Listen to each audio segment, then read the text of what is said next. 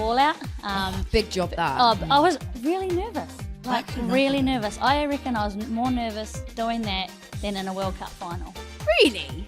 You know, I just about retired after 2017 World Cup, and when I heard the World Cup was going to be at home in New Zealand, I decided to obviously continue it and carry on, knowing that that's almost the ultimate for a player to play at home. A lot of fans don't necessarily like rugby, but they fall in love with the players. You know, like there would have been people there watching Ali Kildern and Alona Ma, who probably not even really rugby fans, right? Hello and welcome to the official Rugby World Cup podcast, brought to you by Asahi Super Dry, the official beer of the Women's Rugby World Cup 2025. I'm your host, Betty Glover, joined as always by the brilliant Anne Onwasiri. Anne, hello, how are you? I'm great. I'm buzzing as usual. I feel like I say that every week, but the Rugby World Cup has started, and it's all I've done this weekend is watch rugby, and it's been absolutely great. What an opening weekend we have had, though. Yeah. It has been ridiculous. Record attendances, like fabulous footwork, the statement wins from some of the favourites. Yeah. It's literally all been going on, hasn't it? And it's week one. Week one. So the fact that there was like a double hat trick in week one is phenomenal. So I'm so excited for like what's to come. Yeah, well, we're going to go through it all and dissect all of those massive performances, joined by a brilliant guest. This week, we've got former New Zealand scrum half, Kendra Cocksedge. Kendra, thank you very much for joining us. No worries. It's great to be here in this pub. As I said, walked in. There's not many places I'd see myself on the wall and see women's rugby on the wall, so it's pretty special. How epic is that? We're in a pub in Shoreditch. If you're watching, you'll be able to see sort of what we've got going on here. But if you're listening, it's a really cool pub in Shoreditch. We've been here for the last sort of 3 episodes. And on the wall, we've got so many pictures, including loads of pictures of like some old men, like historical old men. I don't know who they are. But also women's rugby pictures. And there you are, Kendra. Yeah. Look at that. Yeah. What's going on there? Describe it to us. Well, I'm up there, there's a line out and England have actually won that ball. I'm just staring into space. I think I'm admiring that. Yeah, well done, England. Yeah. Good for but you. But the other one, on the other hand, we might not want to talk about that one. Yeah. Focus on that one, not that one. And what are you doing over here for the World Cup then? What's your job? What are you up to? Post-retirement, I'm currently working with New Zealand Rugby. So I'm the Women's High Performance Pathway Manager there. Absolutely love it. So I'm trying to bring these young players through that aspire to be Black Ferns. So watch out 2029, because if the Black Ferns are good, I'm going to sit back and put my feet up. There's obviously a lot of work going back home within that pathway space, and it's obviously really exciting because Gallagher's on board with New Zealand Rugby now. Too, hence probably part of the reason to me being here. So lucky enough to be flown over here for the first 3 weeks. Was part of the opening matches, the Gallagher game moment, which was really special. So I got to take the ball out. Big job that. I was really nervous, really nervous. I reckon I was more nervous doing that than in a World Cup final. That's crazy. Yeah, I was pretty nervous about it. I don't know why. I guess, when you're in rugby, you know what you're doing. But I was like, am I going to drop the ball? Am I going to fall over? Am I giving it to the right person? Is there going to be an awkward moment with Amy when I'm giving her? There's so many things going through my head. You looked really calm. There was one when you were like moving it between your hands, and I was like, what if she drops it? I was nervous for you. I don't know why, but I was like, this is just so exciting. It was awesome to be part of, and it was really cool. Did you have to practice? We had a rehearsal, but I didn't have to actually take a ball out and take it out there. So we talked about what my job was, and I felt like I nailed it. Take that. I think you did nail it as well. Well done. How are you finding England then? A lot warmer, to be honest, than New Zealand at the moment. There's sunshine the last couple of days. It's been quite nice, and lots of things to explore here. I've been here a lot with footy, with rugby, but to actually be able to soak it up, can go to the pub and have a beer and not have to worry about what I eat. So that's been really cool, and just to be around the environment of the World Cup and in Sunderland for the opening match my hotel was right on the fan zone, so I got to experience all of that, which was really cool. What stadium or city are you most excited to see? Probably Brighton. Nice. I've been Exeter before, played there, and that's where the Black Ferns are next weekend. But I'm looking forward to Brighton. Everyone talks about how beautiful it is there, and also looking forward to the both matches there on the Saturday and Sunday. That's gonna be standout weekend, I think, in the group stages. That is gonna be absolutely epic. Yeah, and hopefully, to put on the sunshine over here, and there'll be a beautiful beautiful day for footy. Do you know days. what? It's probably going to rain. Yeah, don't say that. It's not going to rain. Every time I've gone to Brighton, it's rained. And I'm going to Brighton. So I think it's going to rain. Okay, so I need to do a sundown. Yeah. Not right now. We have to get in the sea. We have to get in the sea as well. Oh, And is it cold?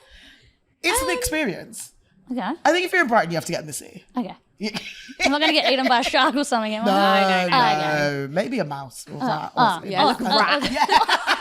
Okay, are we swimming in the Thames or what? Yeah, but you're not going to get a shark. Not in Brighton. Okay. Yeah. Shall we talk about the rugby then? Because there were some massive wins, particularly for the favourites, unsurprisingly. England, Canada, New Zealand, off to a cracking start. Out of the three, which one do you think looks the best?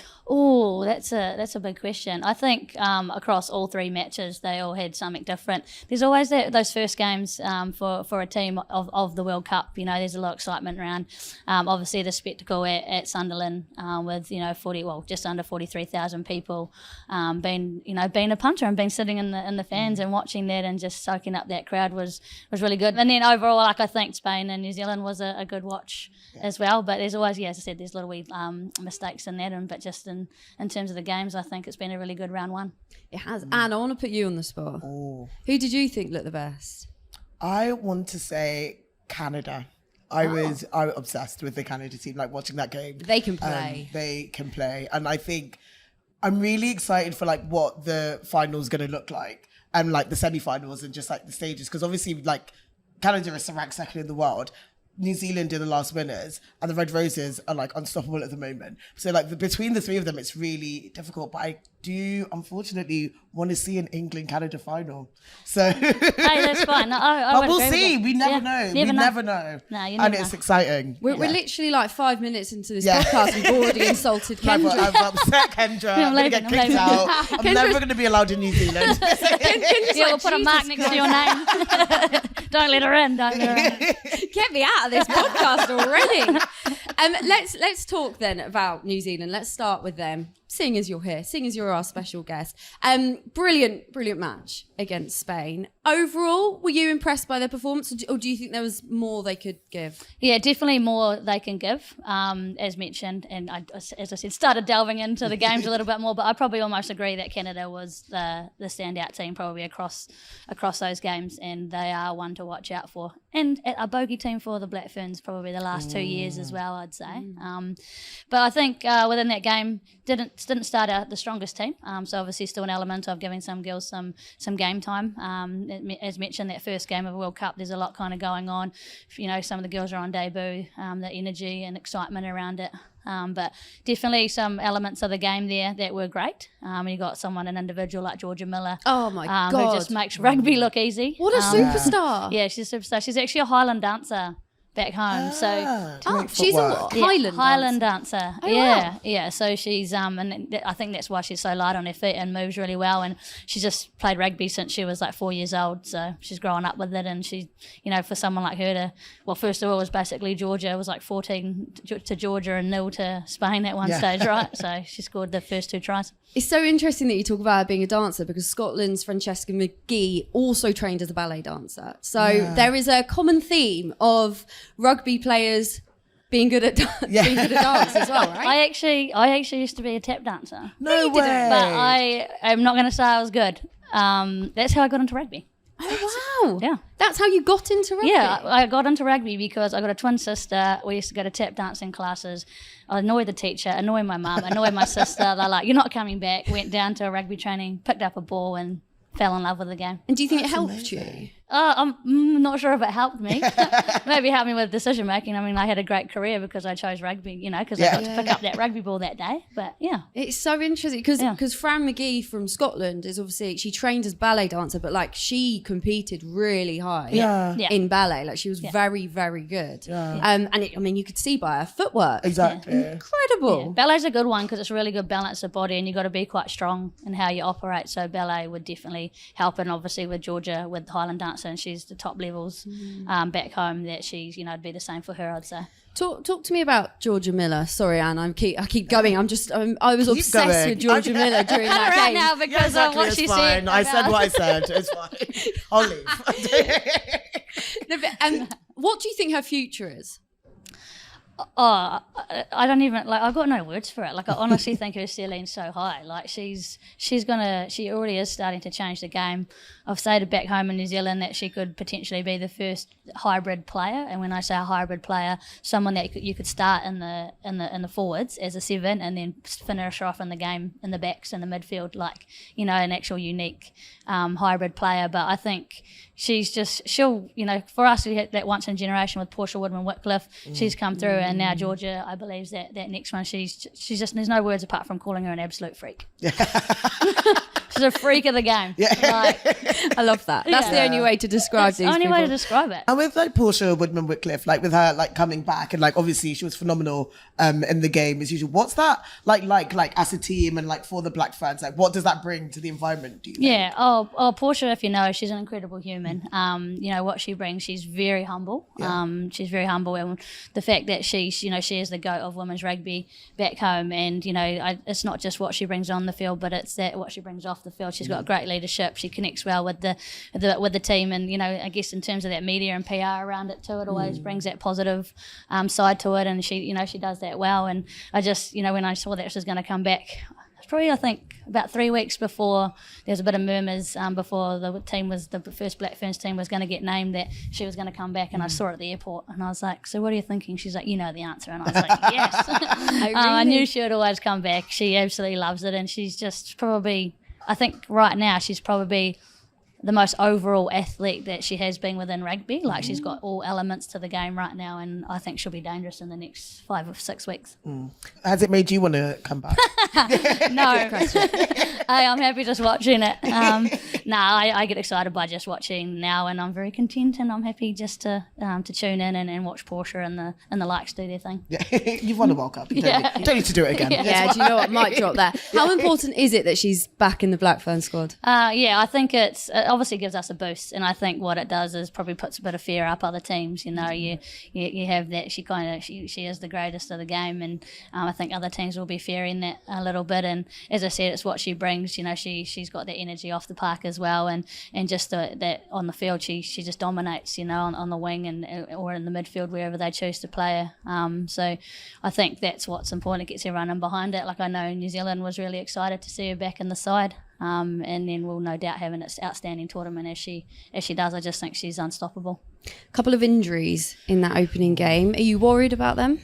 Yeah, you always get worried about injuries. We even just had our last World Cup, we actually had really smooth sailing. Oh my God, touch wood. With injuries, and then to have there's wood down there, but I don't know if I'm going to be able to I'm not going to be able to get off this chair and get back on. But I think that it always is a worry, and for someone like Kai Olsen-Baker to go down the way she did.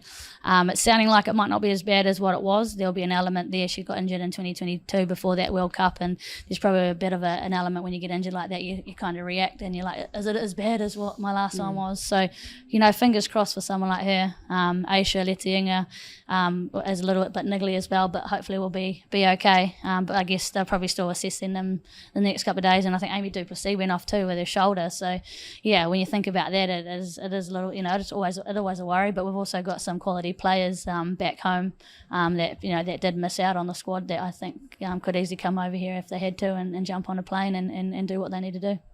And did you look at that squad, that performance, and go, yeah, they can win this World Cup? I did. Yeah, it was Are really you saying annoying. that now? No, I didn't. She's trying to get back on your good side. Trying to get back into the episode again. No, I actually, it was phenomenal. And I think Spain were... I was really impressed, especially in the second half, how they came back and put up a fight, because I think it is really hard in games when you are you're against the reigning champions, and for a newer squad like Spain, who maybe don't have as much experience playing, to go up against the Black Ferns and be able to show that dominance was good. But I think the consistency of the Black Ferns and being able to perform the way they did with 13 players was phenomenal. So I take back what I said. I think they could win. We'll be friends again. It's okay. We'll let you into New Zealand when you want. No, I think I actually would agree with that. we need to credit Spain. Yeah. I think their defence, to hold the World Cup winners and one of the top teams in the world out for a good 15, 16 minutes, that's huge. So I think that if I was the coach at half time for Spain, I would be pretty happy with where I was. So yeah, massive credit to them. I thought they were actually awesome. You've played in a home World Cup. Obviously, you've won a home World Cup as well, the World Cup 2022. Can you just give us a little bit of insight into what that was like? How much time have we got? No, I absolutely love talking about it still. It gives me goosebumps even when you just mention it. It was pretty special to have a World Cup at home, and it's a once in a lifetime probably opportunity for a lot of players to have that. And I just about retired after 2017 World Cup, and when I heard the World Cup was going to be at home in New Zealand, I decided to obviously continue it and carry on, knowing that that's almost the ultimate for a player to play at home. And you get everyone in behind you, the fans, and it's just it's exciting to be part of, and then probably just to go through the way that we did, coming off the back of 2021, not having the greatest season, and then I think people put us not at the bottom of the pile, but we weren't ranked the favourites, and then to come through and to win that in the way we did, not just in the final but the semi-final as well. And I remember having conversations with people, and they were like, far out, don't do that to us again after the semi-final. And then a week later we went around and just about gave probably half of New Zealand or whole of New Zealand a heart attack. But yeah, it's pretty special to inspire the nation and I guess win it the way that we did. It's that resilience, I think, isn't it, that makes a team a winning team, especially in tournaments. But I was going to ask you, it felt like it was sort of written in the stars that New Zealand were going to win that World Cup. Doesn't feel like it's written in the stars this time. Where do you think New Zealand are at, realistically? Yeah, realistically, I've probably been quite rocky since the last World Cup, and 3 years, and there's been some great stuff that they're doing, and then there's probably some stuff that is not your typical Black Ferns side. But we had a whole new group, we've got a whole new coaching group, we've got a whole lot of young girls, and I think they've got the team definitely to go well at this World Cup and to win the World Cup, but it's not going to be easy, and that's just because having with the Red Roses having a home World Cup, and what comes with that, with the crowds and the support that you get. But then you could flip that the other way, and that comes with a lot of pressure as well. But I think after watching the performance last night of the Black Ferns, they have some work. If I'm being completely honest, they have some work to do for these next couple of games. Let's talk about the Red Roses then. They kicked off the World Cup, didn't they, at home against the USA in Sunderland in front of a record-breaking crowd. Yeah. What did you make of that, Anne? I was obsessed with it. I loved the opening ceremony. I loved Anne-Marie. I loved her dress, which has nothing to do with rugby, but I just really liked the dress. I loved you carrying the ball out. She's just trying to get in and see what's going on here. Moment. We're going to be best friends by the end of it. I loved, it was just such a great game. And I think Red Roses are always so fun to watch play. And I think they are an absolutely dominant squad, but they're just really fun to watch. And I think Ellie Kildan and the runs that she did, I just like how selfless of a player she is. And I think the little passes to just reach when I'm sure she could have run it in, but it's moments like that it's it just feels like a team and not just individual players. But I also was obsessed with all the prop tries and Hannah Bottoman, and there were so many moments where I kept watching it and being pass it out, stop picking and going. But I'm a forward as well, and I do the exact same thing, and everyone is just pass it. But it's so frustrating to watch when you're just pass it to the backs. But it worked every time, and the England maul is just, it's horrendous. If I can't imagine defending against it, and it's unstoppable. And USA had great moments as well. Alona Ma and her runs, and anytime anyone, it took 3 people to try and get her down, and she's just unstoppable. Oh, and I'd love to see her with ball in hand more and what she can do, because she's phenomenal. But yeah, I'm Team Red Roses forever. For God's sake. I can't say that. Can I say that? You can say that. I love all teams. You can say that. You can say whatever you like. Kendra, England's head coach John Mitchell said that they made a few little mistakes, and those mistakes would be punished against some of the better teams, New Zealand, Canada, for example. When you were watching England, did you think, oh yeah, they look good, or did you think, oh, this isn't quite the England that we're used to seeing? Yeah, and I think that's a great question. And to be honest, I thought that's not the English side that we've seen through Six Nations, as probably a past player and someone who really watches the game. I think that said, both teams there, as John Mitchell said, there's elements of both that mistakes were done, and England will pounce on that, or New Zealand will pounce on that, or Canada, even Ireland. Those likes of the teams that will do that, because I thought England early on did make some small mistakes. Yep, they scored a great amount of tries. They've got some good players. We talk about their mauls. Their mauls is their strength, but it could end up being a weakness as well. Why? I just think because if they do it so often, they're always doing it. So how can you find a way? Yeah, it's going to be tricky to stop, but there are ways to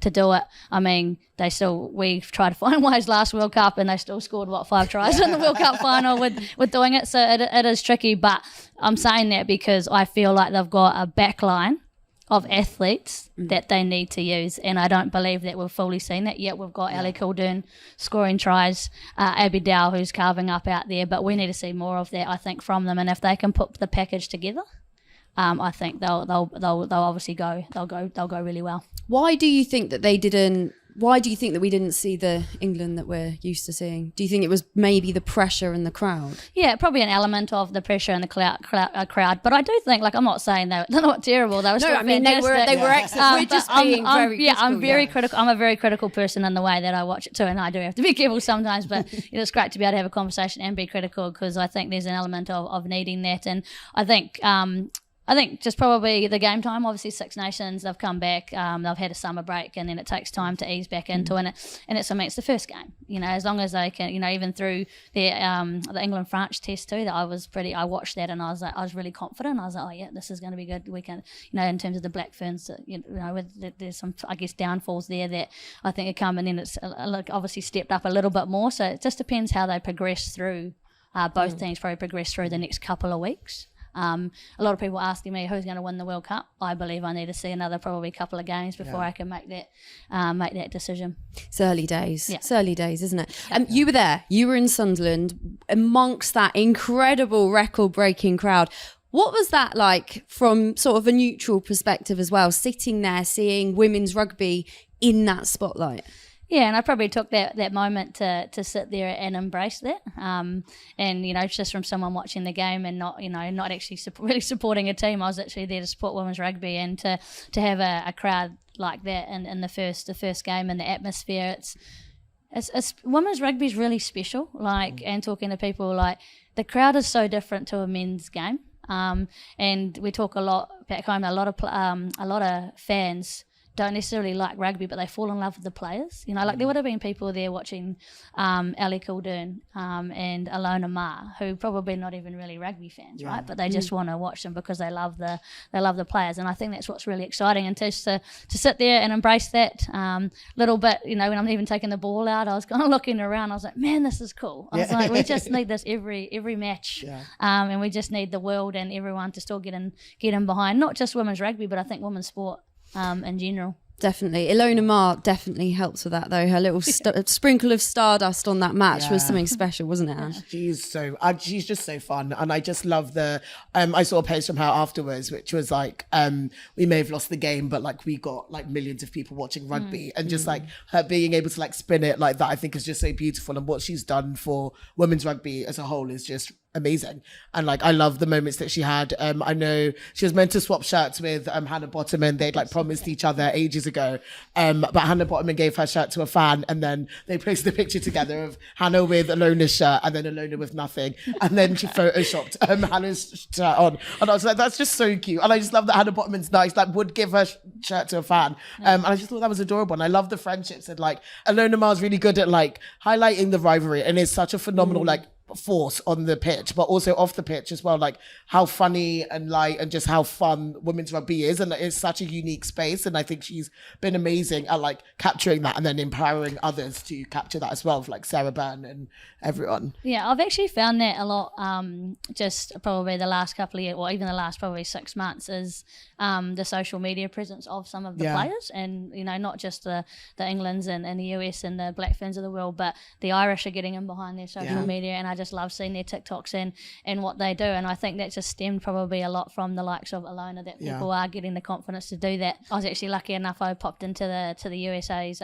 jersey presentation as a guest. And never have I been in another team jersey presentation. It was really it's weird. Yeah, so that was weird for me, but it was also really special. And she's got a documentary crew following her around. Of course she does. I saw her. She deserves it. Yeah, 100%. I was having a conversation with her, and then straight overhead mic and a camera, and I was like, just really want to have a conversation with her, an authentic and genuine conversation with her. But but the whole vibe within in that side, you can just see her probably bringing out that off-field side, for them, which is really special. Yeah. Where do the USA go from here then? How do they pick themselves up? Yeah, I think, as I said, they've got some athletes in there, and they always knew that the Red Roses are going to be a tough one.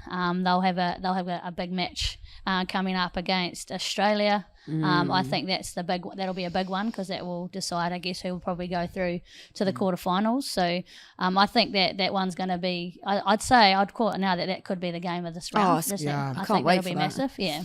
And then they've got Samoa as well, which you'd think maybe they might be able to show what they're really about against Samoa, I imagine. Yeah, and I do think, like, with the USA, like, that first 15, 20 minutes did really well against the Red Roses in terms of their defence and even just their carries, and they were, I guess they were getting through the contact quite nicely, and then the try that the lock scored, I was like, they never put her on the wing. She was quick. So there are some exciting elements there, and they've still got a couple of, I think this weekend will be massive, and hopefully they can put some things together to be able to perform well and get the win.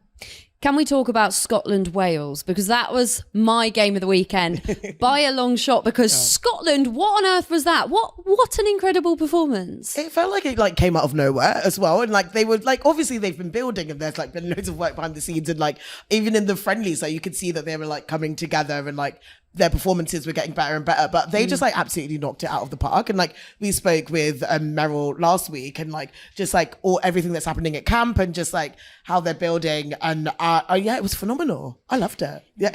It's great to see those nations building with their rugby, and I only watched little bits of it. I was actually travelling back on the train, and someone had it on their computer, and I keep peeping in every now and then. But I think, as you said, that they always have a solid game against each other, and it's kind of that real strong rivalry. And Scotland, I think, are a team to watch now throughout this tournament, probably throughout that kind of second tier. And we want to see an upset at some stage. It's great for the game. So who's that going to be? Yeah, because usually those two are really close. But Scotland usually you wouldn't say are the most physical side. No. But they were very physical. They played such a physical game. Do you think that was their best performance in years, Kendra? Yeah, I would say that's probably one of the best performances from the elements that I've seen. And, it's always tricky. You don't want to call it too early. Hopefully they can progress, and they haven't played their top game in round one. But as you know, they're always so close. They got up for it. They were physical. They probably have worked on that, because it's not something that they've been strong at. So I think it's really exciting now to see if they can kind of put that together and get some of their backs moving a little bit more out the back, and score some good tries and play well over the next couple of weeks. And Fran McGee scored a hat-trick of tries. I know we spoke about her at the start of the episode, but she was impressive, Anne, wasn't she? She was just everywhere. She was just, the pace on her is absolutely insane. I think I'm a forward, so I don't get how people can run that fast. So I'm a back, and I don't know how people can run that. So watching it, I just don't get how it's humanly possible. And she was great. I have nothing else to say. It's the ballet. It's the ballet. It's the ballet. It's the It's the footwork. ballet. I think I'm going to get into ballet. Yeah. Just so I can become. Maybe we back need to call and that become- now. Yeah. You need to start. If you've got a kid that wants to get into rugby, get them into dancing some form before leading into it, because it's creating good rugby players. Yeah. I don't know anything about ballet, I'm going to be honest, but I'm pretty sure she was in the Conservatoire of Scotland, which is That's big. high up. It sounds fancy. That's the big boy. dog of Yeah. ballet, isn't it, really? That's awesome. It's so good. Yeah, start ballet. Okay. Right now. Their retirement. So we go together. Yeah, we'll go together. We'll do an And then I'll episode get you on doing the rugby ballet. pitch. Yes. I used to play rugby. I'll have you know. Thank you. Ooh. I've actually played at Twickenham. Hey. Yeah, What because position? I was on the wing, Oh, yeah. but I'm not fast anymore. I was going to say, Unfortunately. she knows how to run fast. But at school we did a tournament. I can't remember what it's called. Got to play at Twickenham. It's very cool. Anyway, that was Amazing. boring. Yeah. Play there. Let's get back to the I've not actual played World at Cup. Twickenham. Stop Have you played at Twickenham? Yeah, I've played Yeah. Twickenham. Of course she has. Yeah. You've not played at Spring Hill in Clapton, and that is the Twickenham of East That's the London. one. Yeah. Haven't played there, haven't we? Kendra, do you think Scotland are now in pole position to make it through to the quarters? Yeah. I think that and that's what I was saying, like, you don't want them to be that first match to be big, but that had to be that, like, because basically that game is the winner of that was gonna send them through to the playoffs. So, and they got up for it, and they might have won that. They might have played their best game that we're not gonna know until we get through the rest of the tournament. But they might have played their best game then and there, but so be it. They'll probably put themselves through the playoffs now, and they'll be pretty happy with that, especially beating Wales. Oh yeah, they'll be loving life. Any other matches caught your eye? Australia, Samoa, maybe. Australia looking pretty good. Yeah, Australia, Samoa. It's so cool to have the likes of Fiji and Samoa here from the Pacific Nations, having two teams. It's so special. And it's great to see them out here playing. But I think that poor Samoa struggled a little bit against Australia, and they'll still be building with their rugby, over the next couple of years as well. And Australia probably put in a more of a dominant performance that we've seen probably from them this year as well, so they'll be pretty happy with their performance, knowing that you've always got things that you can work on and be better at. They set a new record for their highest score in the Women's Rugby World Cup, which is very good for Australia. But Samoa, Anne, they're obviously fully amateur, aren't they? Yeah. How important is it for them to be, making their mark back in the Women's Rugby World Cup? I think it's the platform that this will give them, and like the experience, I think in itself is like, it's going to be great for them. And like playing in England, like home of the PWR, which is the biggest league in the world, it gives them a chance to it gives teams a chance to see the Samoan players as individuals and be like, if they do want to take them, that'd be great. But being able to play against the Australian team and all these different nations, I think will give them so much experience and really propel them and hopefully influence the powers that be to help them get professional, so they're not amateur, so then they can compete, because skills wise they're great, but you can tell between a professional outfit and an amateur outfit, unfortunately, because the game is progressing higher and higher. So hopefully it pushes them towards a more fully contracted professional team. Yeah, I love what their coach said afterwards. He said, our players can be ambassadors for the future to be here. Everyone has got a story in terms of how they've got here, and now they can share their story. Yeah, and I love that. Again, goosebumps. I think that's goosebumps. And as I said, they come here. They're going to put their best foot forward, do the best they can. But what it's actually doing back home in their home country for the young girls and boys growing up and playing on a world stage, I think is special. We're quick to look at the scores of games and stuff, but what they're doing for their nations back home is something that they should be really proud of. And I guess the same can be said for Fiji as well, right? Yeah, exactly the same for Fiji. Obviously been really dominant in the seven space for a long time, but that's exactly the same for them. And I just think I feel like because they're kind of like our sisters, being that close to New Zealand, because we're far away from everywhere else. So it's just really cool to have both teams here, and just and I know what it would do back home for their nation. Difficult day against Canada, though. You could say they were shell shocked. Julia Shell was brilliant. That is a great. Fine. Kendra's like, oh god. Yeah, it was always going to be a tough day at the office against Canada. I would say Canada are probably definitely the on-form team leading into this. What was it about them? What did they do so well? Their physicality. I think it's their physicality. And what I was trying to think when they drew with the Black Ferns this year. I was at that game in Christchurch, and I was like, what is it about them? And I think the fact that they're still basically an amateur program as well, and they're not paid, is that they play with heart, that you can see they're playing with something that they've have to leave behind at home. You obviously got family, you've got to leave your job for a certain amount of time, and you can just see them playing with that extra. And they're playing with so much confidence at the moment, and their physicality, and they're a confrontational team. And I think that's a team that could upset the likes of England and New Zealand, because they're probably two teams that don't like confrontation as much. And they also fundraised to get here, which is insane. To think of that they had to literally do a GoFundMe or whatever they use to come here, and the dominance that they've shown in that game, and they have in the friendlies and everything. It's really exciting to watch. And it also shows the humility of rugby as well, in that we obviously have amazing opening ceremonies, but not all teams are where they need to be, and the fact that we still do have to fundraise. There is still people that are working full-time jobs and then have to take time out to work and play on the world stage. It's crazy. It is Yeah. crazy, and like it needs to be better, right? Yeah. Like we need, like imagine like a Canadian team being full time. Oh Yeah. That's my really gosh. scary. That's terrifying. Like yeah. that's what I mean. They're already like they're all athletes already. Yeah. You know, imagine having them full time training, not in the gym and in rugby. Like it's really scary to think what that could end up. And I think it's the same with Ireland, right? Like they've come from probably an amateur now into moving to a bit more professional, and they are starting to come up the ranks really quickly. Yeah, fair play to Ireland. Yeah. That big performance against Japan. So impressive, weren't they? Yeah. Kendra, it is time for our weekly pub quiz sponsored by Asahi Super Dry. Are you ready? I'm ready. You're going to be going.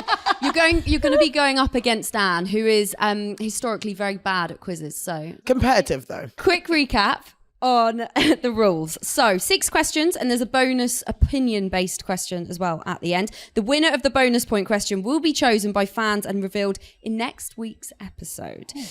Before we start, I'm going to reveal the winner of last week's bonus point question, which was me against Scotland's Meryl Smith. So drum roll, please, everybody.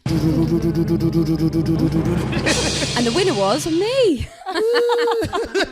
God, guys. Pat yourself on the back. I can't even. What was the bonus point question? Do you remember, Anne? If a song to walk out. Yes, the walkout song. Walkout song. Yeah. Okay, right. You two, you're going to get changed into your jerseys, and Yes. we're going to get started. Kendra, your Asahi Super Dry 0, looking very good in the blue jersey. Yeah. And your Asahi Super Dry. Yes. Are you both ready?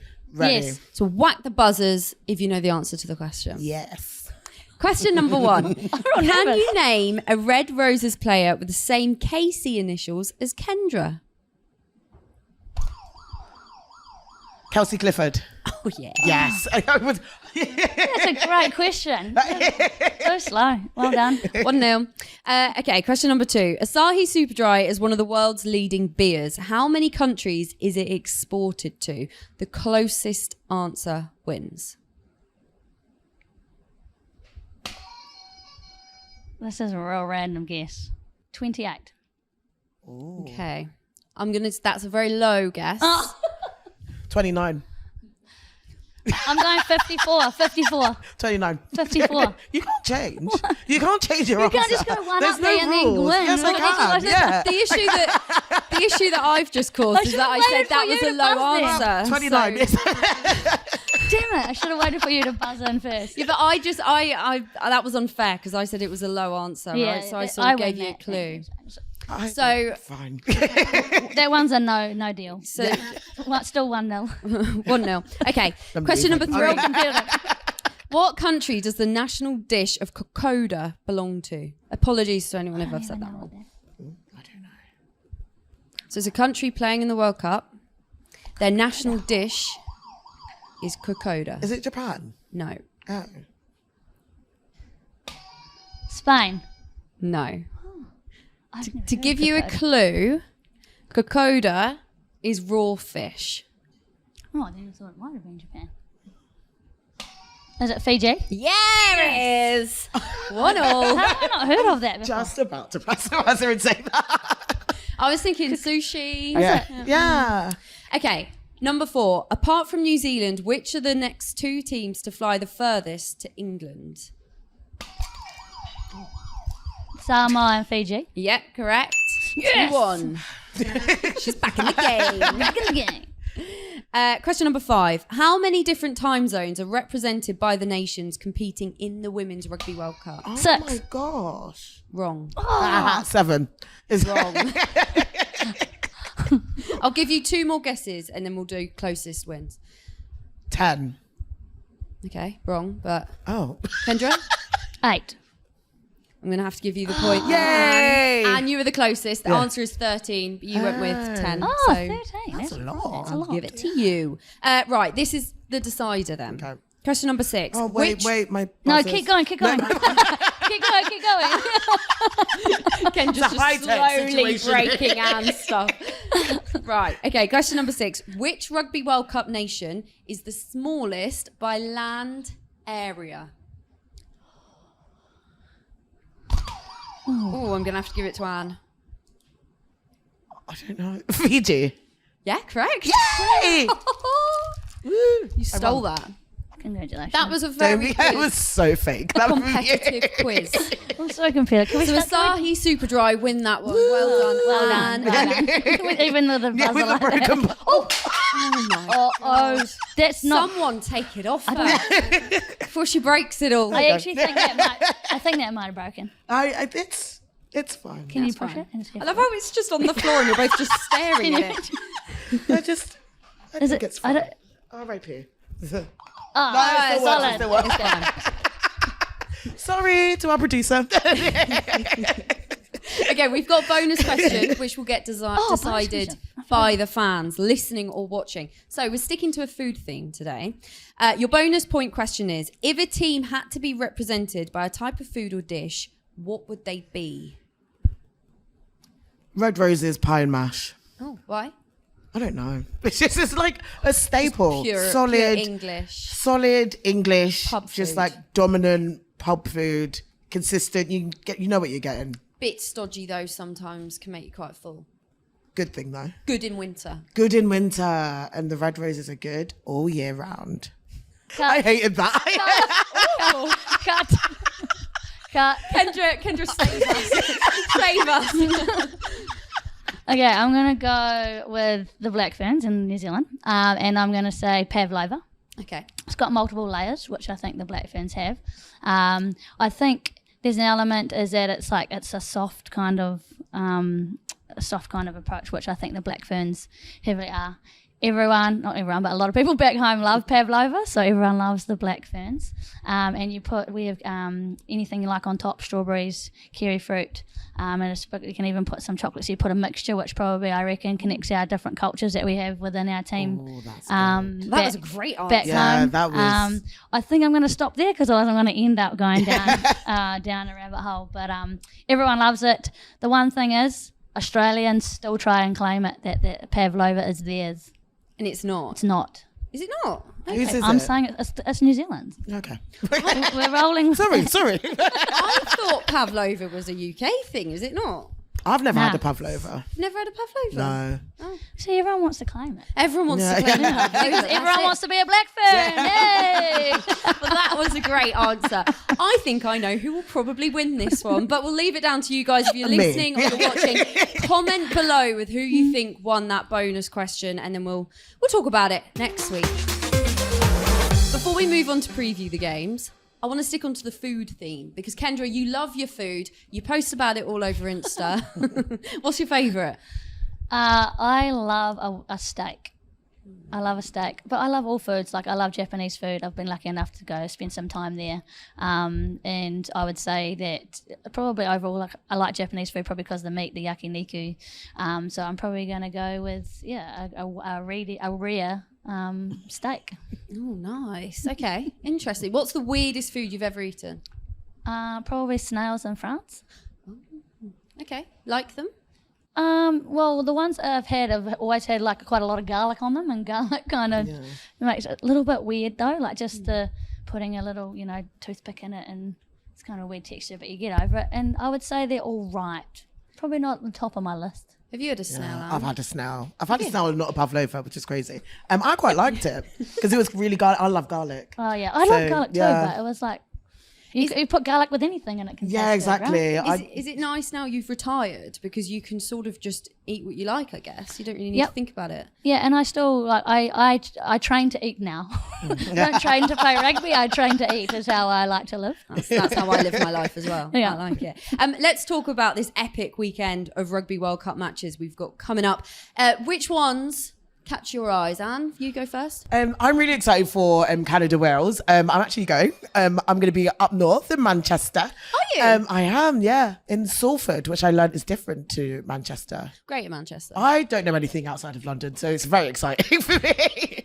But we go up and watch this and watch the double header that's up there. But I'm really excited for Canada Wales. I'm obsessed with the Canada team, so I just want to see. I want to be shell shocked by the performance again. Kendra, this is a must-win really for Wales now, isn't it? Do you think they can get anything out of this game, or is it just going to be too tough? No, I think you always want to go out there and put out the best performance that you can, and I think they'll be a little bit broken from the game in the weekend, so they'll come out firing, and I think they'll want to put out a dominant performance, and I think it is going to be an absolute cracker of a match, and everyone should tune on in because all the games in round 2 are going to be fantastic. And the one that you said earlier you were really looking forward to is, of course, USA against Australia. That is going to be a cracker. Should be quite close, Kendra. Yeah, I think it'll be a cracker, and I think it'll be close. I think, again, to me, it's whoever wins that will go through to obviously the quarterfinals. So there's, after seeing glimpses of Australia this week and the US, they play almost quite similar in terms of that physicality piece.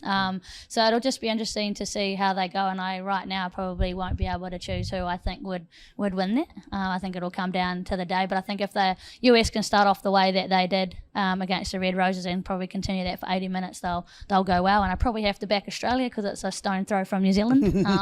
And I've obviously seen them play throughout the season, and I think they'll grow on, I guess, with their performance throughout this year, and hopefully wanting to do that through this season as well. But if they can get it out to their fiery, fast wingers, I think it'll be important for them where they can. Is there anyone else you guys want to talk about? Anyone else that's caught your eye? Any teams that have caught your eye, Kendra? Plenty of teams, plenty of players. I really am liking the look of Nadine Roos for South Africa, being a scrum half. I was actually asked before I came over who would be the scrum half that will dominate the World Cup, and I said her.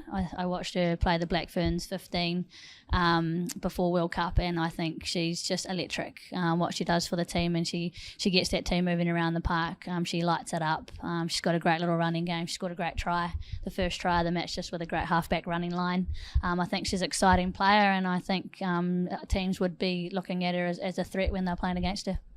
And you were obsessed with South Africa, weren't you? They brought the vibes. They brought the vibes and just so much joy. And I think Aseza Hele at 8 was just phenomenal this weekend. And I'm really excited to see her going forward and like just the power that she brings. She scored a hat-trick, which for like, if you're a forward, that's unheard of a lot of the time. So, and she was just phenomenal and just so powerful. And I just love that she plays with the biggest smile on her face as well. Like, it just means so much to her. And like, I'm always rooting for the South Africa team, and I really want them to make it. I think it was their first win in the Rugby World Cup since 2010 or something, or it's like, it was historic, and just the joy from that team. I'm really rooting for them to get to the quarters, and yeah. And they play Italy next. Yes. Do you think back-to-back wins, Kendra?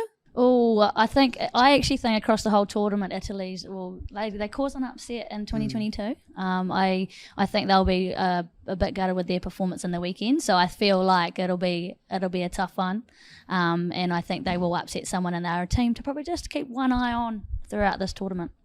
Ireland take on Spain as well. Ireland looking to sort of capitalise on their opening win, which was pretty good. A lot of people are talking about the Irish being like, they have come here and they mean business. Yeah. And again, like, they all have like great stories as well. And like Linda Jiang, and before the game, there was like a little video about like her family and like moving from Cameroon to Ireland and how rugby saved her life. And we've also got like Bevan Parsons, who's broken 2 of her legs and has come back in time for a World Cup, which is just insane and like absolutely amazing. And the stories are phenomenal. Ridiculous story from Bevan Parsons, because basically she broke her leg representing Ireland Sevens at the Paris Olympics.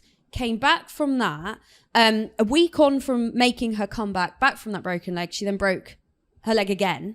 So she's broken her leg twice. Nobody thought that she had to miss the Six Nations. Nobody thought that she was going to make it back for the World Cup. And she has. She's made a debut at a World Cup in that game. Kendra, how impressive is that when you put that into context? That's resilience, and that's impressive. And there's probably only a certain amount of players around the world, men and women's, that can do that. We obviously saw a similar thing with Sarah Hiddeney with the Olympics with sevens, but it's incredible. And the fact that people didn't, like when you didn't play Six Nations in terms of that selection, I think it's absolutely fantastic. And I hope she has a fabulous tournament. But it comes down to that resilience, and that's not easy.